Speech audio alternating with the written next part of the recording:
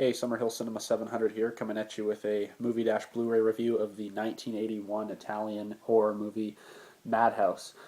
Now, I got this movie last summer during the Arrow Video Blu-ray sale, so this is actually a UK release. As you can see, it has the UK censor stuff there, but it is region-free, so if you get this version, it will also play on like US, Canadian, Region A players. So I had never seen this movie before, but obviously I bought it because it did interest me, and I just watched it for the first time a couple nights ago with my buddy.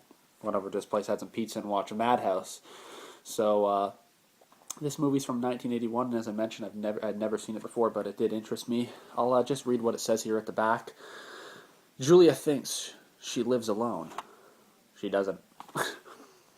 Helmed by legendary producer-director Ovidio Assanitis, probably pronouncing that wrong, as I do most Italian directors.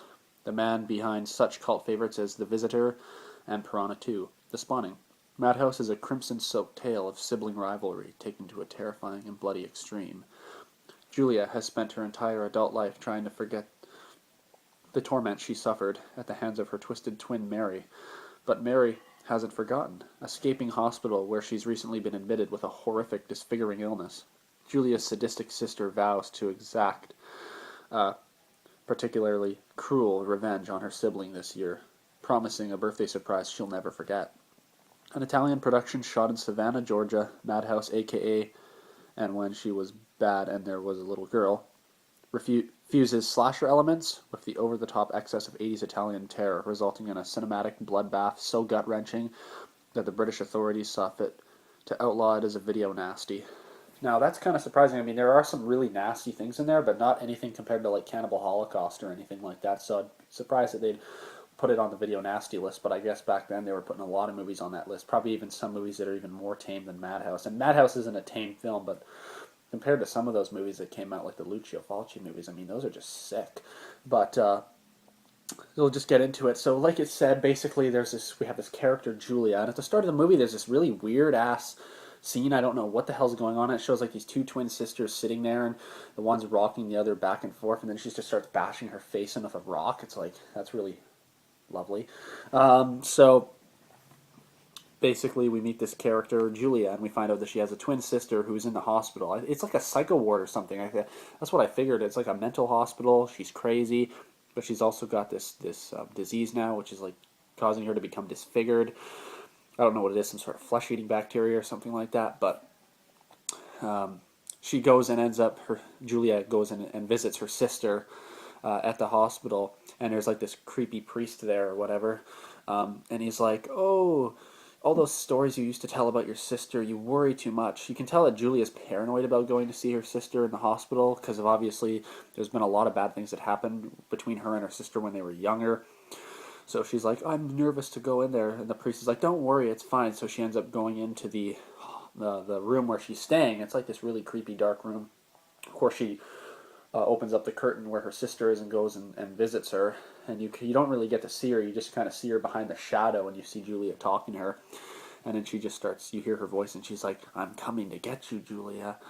I'm going to get you.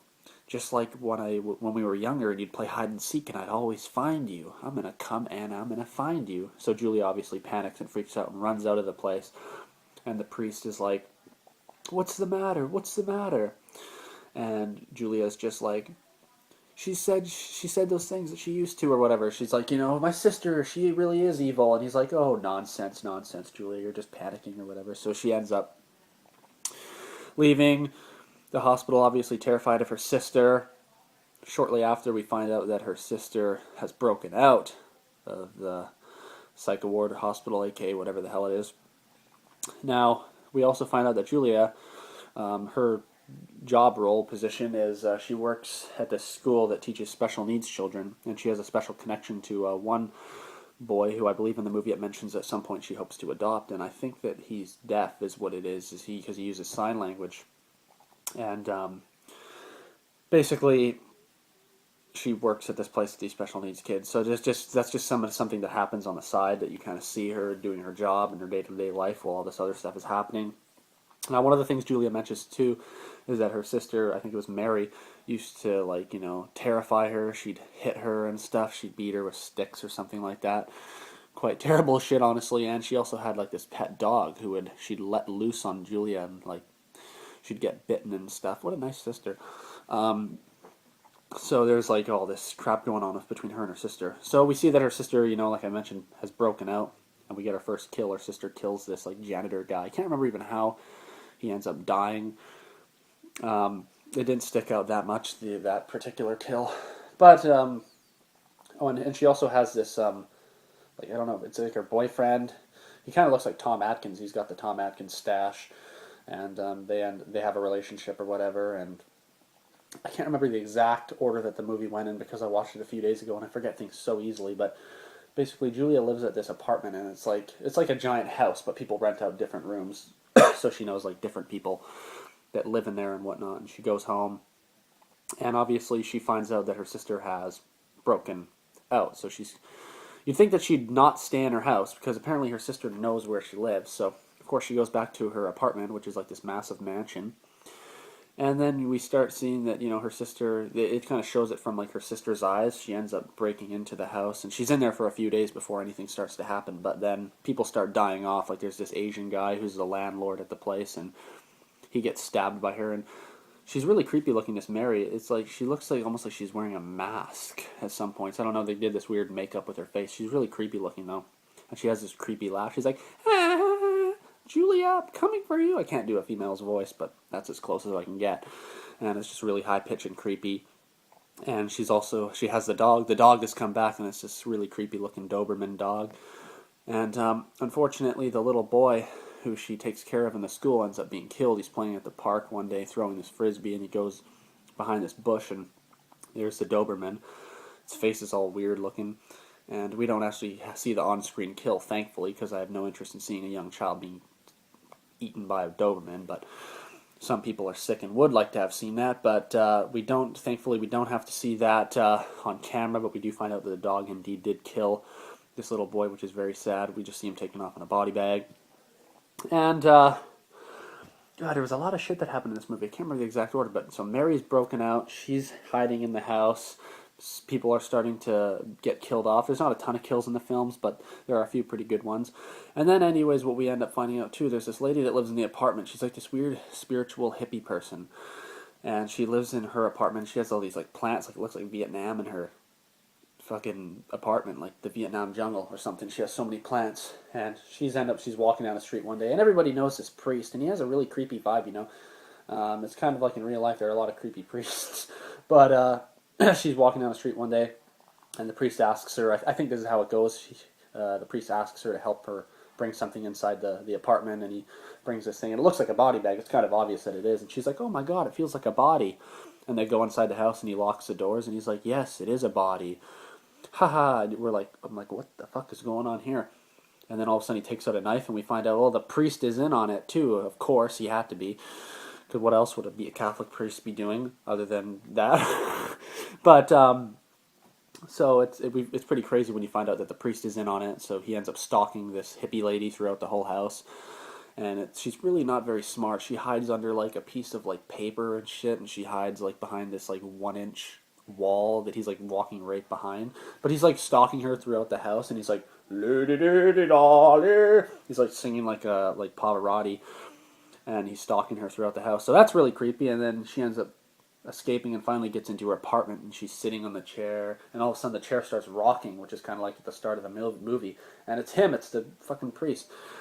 So it's really a confusing movie, and then it ends up like, they're getting ready for Julia's birthday party, because that's the big thing, is it's her birthday, and her sister wants to, I guess, kill her for her birthday, a nice gift.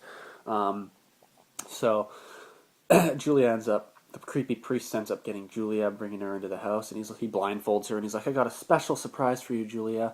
And he talks like a total creep.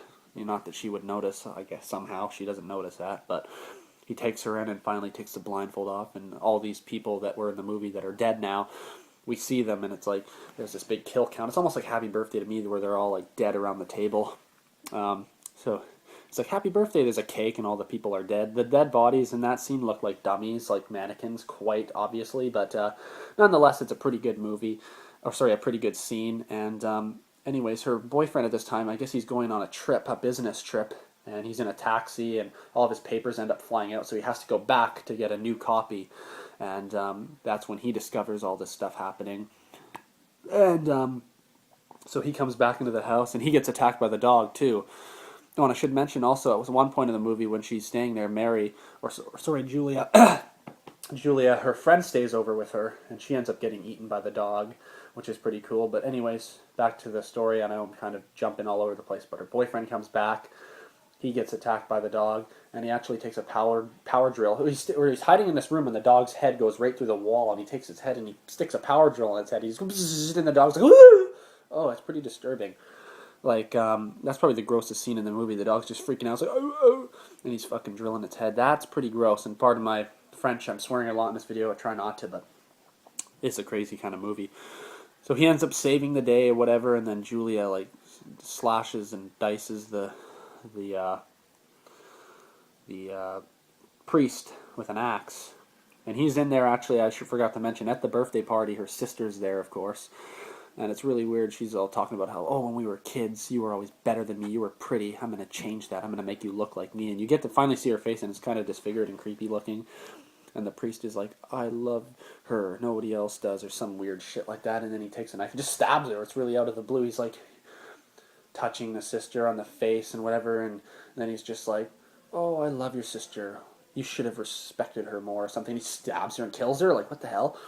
So that's a really weird scene. And then that's basically how the movie ends. They kill the priest. So I don't know if it was the priest, like, he had this cult or something, and he's just he's the one that messed her up or something. But it's a really crazy movie. And again, sorry, I kind of went all over the place, but there's a lot of stuff that happens in this movie.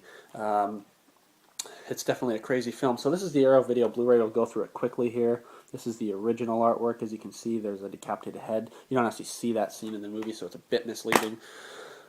But we get a Blu-ray disc with Mary, and a DVD disc with the dog, which is pretty cool. And we get the newly commissioned artwork, which is her and the dog standing on top. This is a really cool release. I actually watched the DVD because my friend didn't have a Blu-ray player, and the DVD quality even looked amazing, so I can't begin to think what the Blu-ray will look like. And this movie doesn't look like it was filmed in 1981. The picture quality is just outstanding, the way that they did this transfer. And you also do get a booklet, and there's the priest there, actually, with his knife when he's stalking that lady. Creepy son of a gun.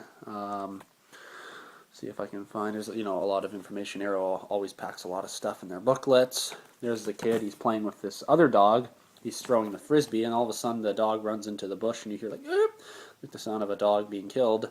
And then the Doberman's there, and that's when the kid gets attacked. There's the scene at the table for the birthday. There's the bodies, and there's the creepy priest.